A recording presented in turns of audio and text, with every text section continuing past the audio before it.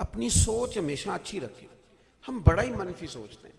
پاکستان میں 5 لاکھ کے قریب ڈپریشن کے مریض ہیں جو دوائی کھاتے ہیں, رجسٹرڈ مریض, اور جو گھروں میں ساری رات نہیں سوتے وہ پتہ نہیں کتنے ہیں. ڈاکٹر ان سب کو پہلا سب سے سبق یہ پڑھاتے ہیں کہ اچھا سوچا کرو, سوچے مثبت رکھو. کوئی بندہ اچھا بچا ہی نہیں ہماری نظر میں, ساری غلط ہیں معاذ اللہ, ساری غلط ہیں. یہ ہو نہیں سکتا. جب میں کہہ رہا ہوتا ہوں نا کہ ایک میں ٹھیک ہوں اور 2-3 وہ ٹھیک ہیں جو مجھے ٹھیک کہتے ہیں, تو میں غلط کہہ رہا ہوتا ہوں. اس لیے کہ میرے نبی پاک علیہ السلام نے فرمایا میری امت کبھی گمراہی پر جمع نہیں ہوگی.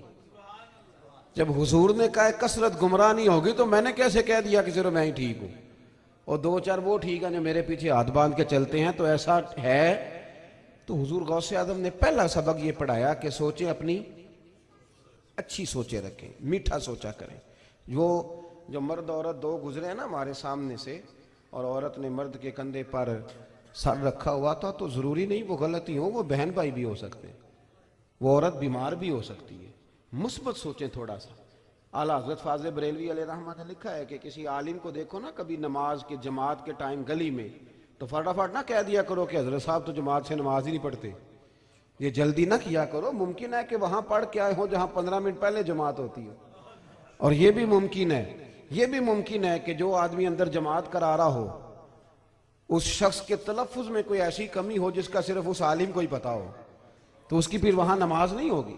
بدگمانی, برا سوچنا عام ہو گیا. ہر آدمی کو ہم دنیا دار جانتے ہیں, ہر آدمی کو. اس لیے ہمارے کسی سے بھی تعلقات مضبوط نہیں ہوتے کیونکہ وہ اچھا ہی نہیں. جب ہم اسے لالچی سمجھ رہے ہیں, مطلبی سمجھ رہے ہیں, تو وہ بھی تو یہی سمجھ رہا ہوگا نا. سوچیں اچھی رکھیں, میٹھی رکھیں. دوسرا سبق حضور غوث اعظم رضی اللہ تعالیٰ عنہ نے ہمیں پڑھایا ہے کہ جب دین کا کام کرو نا میرے بھائی, تو محنت کر کے کرو, کوشش کر کے کرو. میں ایک جملہ کہا کرتا ہوں, میں کہتا ہوں حضور غوث اعظم نے دین کا کام اس طرح کیا جس طرح مزدور کرتے.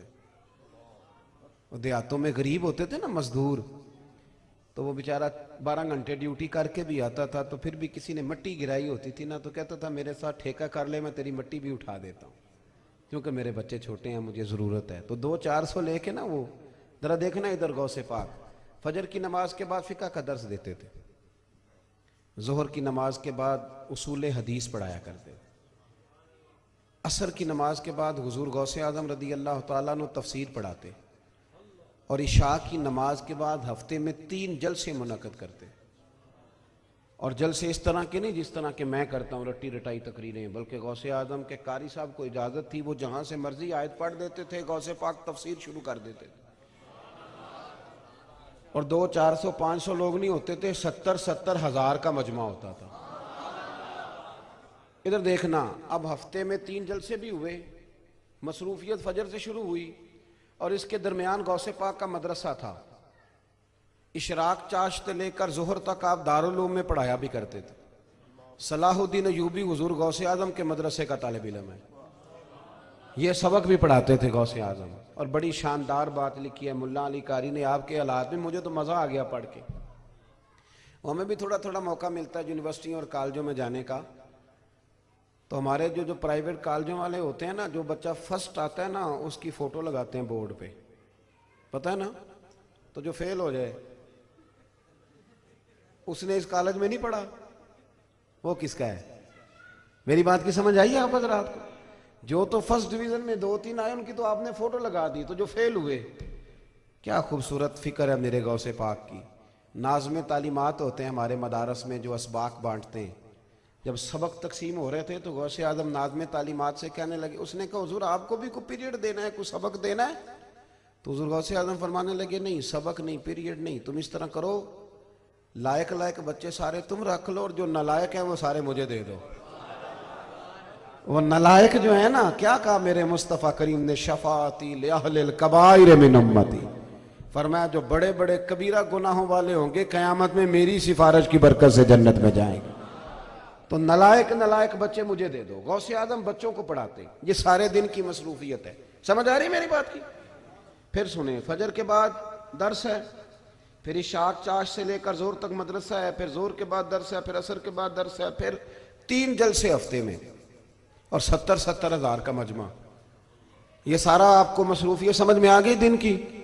وہ حدیث غوث پاک کو بھی آتی تھی وہ حدیث غوث پاک کو بھی آتی تھی جو میری طرح کے بندے نے یاد کر لی ہوئی ہے. حدیث غوث پاک کو بھی آتی تھی کہ عالم دینی شاہ پڑھ کے سوئے اور سویرے فجر پڑھ لے اور عابد ساری رات عبادت کرتا رہے تو درجہ پھر بھی عالم کا زیادہ ہے. یہ حدیث غوث پاک کو بھی آتی تھی، لیکن سارے دن کی مصروفیت گزارتے تھے، جلسہ بھی کرتے تھے، اور جب عشاء ہوتی تھی نا تو وضو کر کے مصلے پہ بیٹھ جاتے تھے اور پھر فجر تک غوث اعظم نماز ہی پڑھتے رہتے تھے. فجر تک نماز ہی پڑھتے، فجر تک. اپنے گھر والوں سے اجازت لیتے اگر اجازت دینا، اور یہ سنت ہے نبی پاک کی. صحاح میں حدیث موجود ہے، سیدہ عائشہ صدیقہ کہتی ہیں رات کو جب حضور نوافل کے لیے اٹھتے تو کہتے ابو بکر کی بیٹی اگر تو اجازت دے تو میں اللہ کو راضی نہ کر لوں. تو اگر اجازت دے تو میں عرض کرتی یا رسول اللہ میں کون ہوتی ہوں؟ تو حضور فرماتے حق بھی تیرا ہے، ٹائم بھی تیرا ہے، تو اجازت دے. حضور غوث اعظم نے 40 سال تک عشاء سے لے کر فجر تک نماز بھی پڑھی ہے. او بھائی تھوڑا سا کام کر کے لوگ تھک جاتے ہیں، پریشان ہو جاتے ہیں، داستانیں سناتے ہیں میں نے بڑی ڈیوٹی کی ہے، میں بڑا کام کرتا ہوں. حضور غوث اعظم رضی اللہ تعالیٰ عنہ کی یہ ڈیوٹی. اور پھر تقریر وہ نہیں کہ جب تک نوٹ اچھے برستے رہے تقریر بھی عروج پہ رہی، اور جہاں نوٹوں میں کمی آئی وہاں تقریر کا بھی لیول تھوڑا تھوڑا بیک ہونے لگا.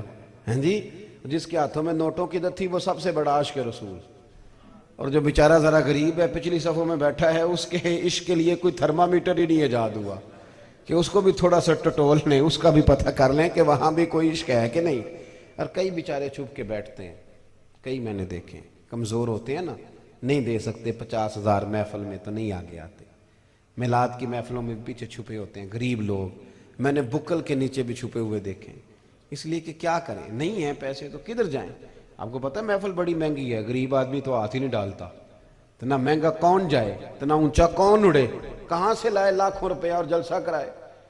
ہم نے دین مشکل کر دیا لوگوں کے لیے. نعت سننے کے لیے بھی 50-60 ہزار جیب میں ہو، اور کچھ ایسے بھی ہیں جو اسٹیج پہ کہتے ہیں کچھ بھی نہیں لیتا میں، اور پتہ تب چلتا ہے جب 2 ٹکٹوں کے پیسے پہنچ جاتے ہیں. اللہ معاف فرمائے. معنی دار ہے یہ کیا انداز ہے. میں نذرانے سے منع نہیں کر رہا، وہ تو حضرت بخاری میں ہے، حضرت عمر فاروق کو حضور نے کچھ دیا تھا تو انہوں نے کہا یا رسول اللہ ضرورت نہیں. تو محبوب علیہ السلام فرمانے لگے جو میں اپنی خوشی سے دوں سمجھ اللہ نے تجھے عطا کیا ہے. یہ تو معاملہ اور ہے، لیکن مطالبات کرنا اور طے کرنا اور چیزوں کو اتنا مشکل کر دینا اور تکلیف دینا، لوگوں کو اذیت میں مبتلا کر دینا، تو عجیب و غریب سا فلسفہ قائم ہو گیا.